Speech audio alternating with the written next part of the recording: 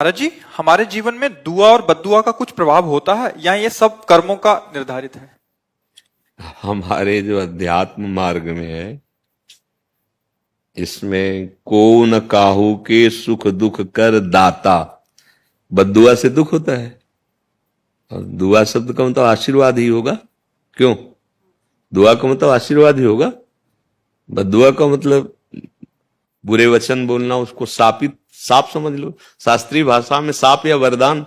दुआ बद्दुआ का मतलब तो ऐसा ही होगा ज्यादा तो, क्योंकि उर्दू शब्द है दुआ बद्दुआ, तो मुझे लगता है दुआ का मतलब आशीर्वाद और बद्दुआ का मतलब साप जैसे ऋषि जन देते थे, या कोई कटुवचन बोलकर जाओ तुम्हारा बुरा हो, ऐसा। तो हम शास्त्रीय भाषा की बात कहते हैं। को न काहू के सुख दुख कर दाता और निज कृत कर्म भोग सुन भ्राता। कोई किसी को सुख दुख नहीं देता, अपने कर्म ही अपने को सुख दुख देते हैं। जैसे आप यहां चल करके आए, भावना की भगवान के दास, जो भगवान के स्वरूप, भगवान के निज जन, आज हम संत दर्शन करेंगे, आज संत संग करेंगे। आपका सच्चा कर्म बन रहा है, आप भाव से आ रहे हो, आपका मंगल होगा। अब जो आपका मंगल होगा उसमें हम प्रधान नहीं हुए, उसमें आप प्रधान हुए। आपने सोचा आज सत्संग सुनेंगे, भगवान के मार्ग में चलने की इच्छा से। अब आपने जो वचन पकड़ा और आपका मंगल हुआ, उसमें आपकी प्रधानता है, क्योंकि आपने वचन पकड़ा, आपने वचनों पर श्रद्धा की, आप आए, आपने भावना की। एक ये, अब वो अंदर से जैसे लग रहा है कि बाबा के पास गए, हमारा काम बन गया, या बाबा का आशीर्वाद। सत्य बात पूछिए, उसमें आपका प्रधान रोल है। आपकी भावना, आपकी श्रद्धा, आपका आना, घंटों इंतजार करना, ये आपका सत्कर्म बना। अब यहीं एक आदमी आता है, देखते हैं यार क्या चक्कर है। अब वो आया वहीं जहां कईयों को आनंद और शांति मिली, अब वो अशांत होकर निंदा करके अपने कर्म बिगाड़ कर दुख। तो क्या यहां से बद्दुआ उसको मिली? क्या यहां से दुआ मिली? नहीं। उसका विचार, उसकी भावना, उसका कर्म दुआ, और उसका विचार, उसका भावना, उसका कर्म बद्दुआ। उसका कर्म ही उसे वैसे बन गया। नहीं तो भगवान सबके हृदय में आनंद सिंधु विराजमान है, फिर दुख क्यों? स्वयं भगवान सबके हृदय में विराजमान है, जो आनंद समुद्र है। गोस्वामी जी लिखते, सबके हृदय अछत विकारी, पर सकल जीव जग दीन दुखारी। आनंद सिंधु भगवान सबके हृदय में विराजमान, फिर दुख क्यों हो, चिंता क्यों हो, शोक क्यों हो, भय क्यों हो? क्योंकि हम भगवान का भाव ही नहीं मानते। मनमानी आचरण करते हुए ऐसे कर्म कर रहे हैं जो हमें दुख प्रदान करे, चिंता प्रदान करे, शोक प्रदान करे। हाँ, भगवान के आश्रित होकर हम ऐसे कर्म कर रहे हैं जो हमें सुख प्रदान करें, निश्चिंतता प्रदान करें और भगवत आनंद प्रदान करें। मुझे लगता है पूरे जब हम फाइनल पे पहुंचते तो अपना ही कर्म सुख और दुख देने वाला है।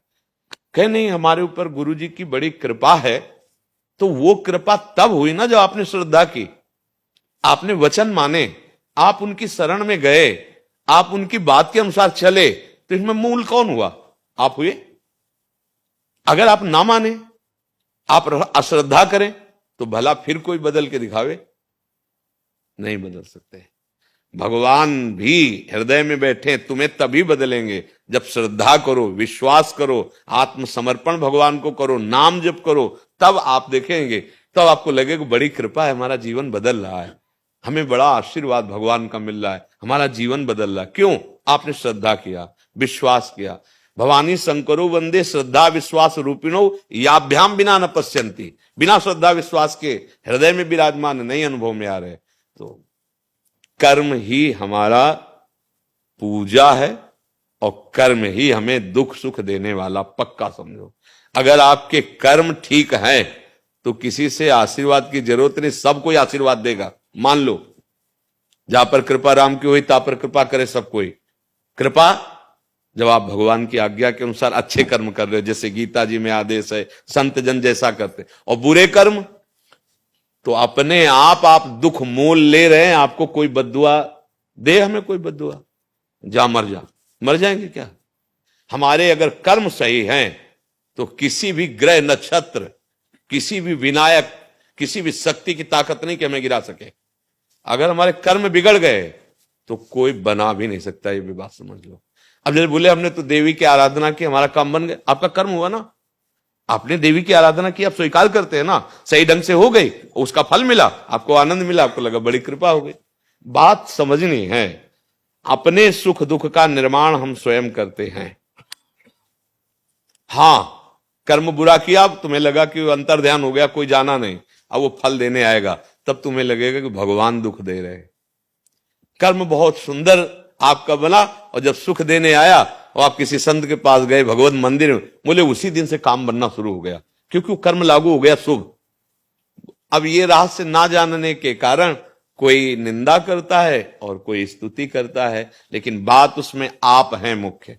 आप ना चाहें तो आपका कोई उद्धार नहीं कर सकता, आप ना चाहें तो आपको कोई संसार से हटा नहीं सकता, आप लगे रहेंगे। आपने चाह की, आप उधर चले, आपने प्रयास किया परमार्थ में, तो आप ऊंचाई पे चलने लगे।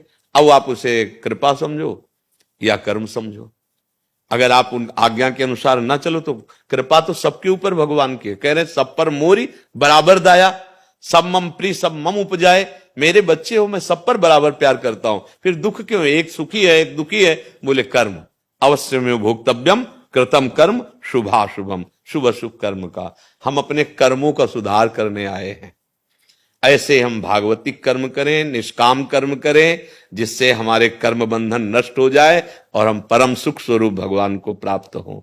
अगर हम कर्म सही नहीं करेंगे तो किसी का आशीर्वाद नहीं। जैसे एक प्रसंग आता है, दत्तात्रेय अवधूत भगवान के अवतार हैं दत्तात्रेय जी, और वो कार्तिवीर्य नाम का जो 1000 भुजा जिसको मिली थी, शास्त्रावाऊ अर्जुन है वंशी, उसने दत्तात्रेय जी की आराधना की, बहुत सी सिद्धियां प्राप्त की, बड़ा प्रभावशाली राजा हुआ, बड़ा बलशाली, 1000 भुजाएं थी।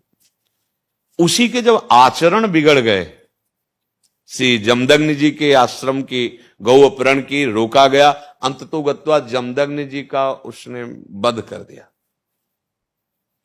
तो पूरे उस वंश का भगवान परशुराम जी ने विनाश कर दिया। एक स्वरूप भगवान का अवतार दत्तात्रेय, उसको रिद्धियां सिद्धियां प्राप्त बहुत थी, वही भगवान का अवतार परशुराम जी, उन्होंने उसका विनाश कर। अब इसमें दुआ और बद्दुआ आप विचार करके देखो। उसके अच्छे कर्म, दत्तात्रेय जी की सेवा, आज्ञा का पालन, तो सिद्धियां और वैभव, बल, यश, कीर्ति। उसका बुरा कर्म, एक महात्मा के आश्रम में मनमानी, उद्दंडता और भारी अपराध जो नहीं करना चाहिए, वो बड़ा अपराध, उसके वंश का विनाश। अब किस किस में बद्दुआ कहोगे, किस किस में दुआ कहोगे, कि दोनों भगवान हैं। दत्तात्रेय जी भी भगवान के अवतार, परशुराम जी भी भगवान के अवतार, तो समझ रहे हो ना। अगर इसमें फाइनल में आप विचार करके देखो तो उसके कर्म हुए ना, उसकी उन्नति का कारण उसका कर्म, और उसकी अवनति का कारण उसका कर्म। तो मुझे तो यही लगता है, भगवान आदेश करते हैं कर्मण्येवाधिकारस्ते मां फलेषु कदा, तुम अच्छे कर्म करो, फल की आशा न रखो, क्योंकि योगक्षेमं वहाम्यहम्, मैं स्वयं तुम्हें जो अप्राप्त है वो प्राप्त कराऊंगा, प्राप्ति की रक्षा करूंगा, कर्तव्य कर्म का पालन करो। तो हमें तो ऐसा अभी लगता है कि हमें कोई दुखी सुखी नहीं कर सकता, हमारे विचार, हमारे कर्म ही हमें दुखी सुखी करते। यदि हम भजन करें, अच्छे कर्म करें, भगवान का आश्रय ले लें, तो कोई हमें दुख प्रदान नहीं कर सकता।